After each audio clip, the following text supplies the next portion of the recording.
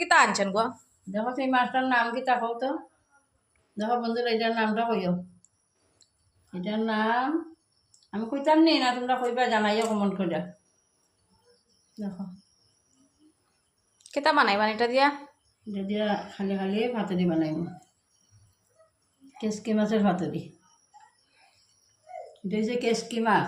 বন্ধুরা সবে চিনা নাই মাছটা, বুঝছেন? এই মাছটা সবে চিনা নাই, এটা কেসকি মাছ। এটা বাংলাদেশ বেশি পাওয়া যায়, আগরতলা বেশি পাওয়া যায়, শিলচর কম পাওয়া যায়। বন্ধুরা ওখান মশলা দিলাম, কিতা কিতা মশলা দেন কইয়েন?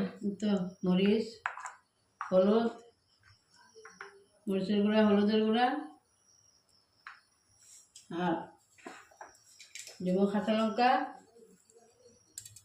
আর দিব পেঁয়াজ। এই হলো সম্পূর্ণ। এই যে বন্ধুরা এটা হচ্ছে ডাকাইয়া তরকারি রান্না।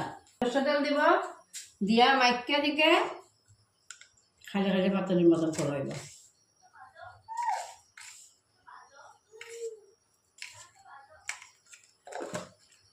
ডাকাইয়া মেজে তরকারি, সরষের তেল তারপরে কিতা দিবা?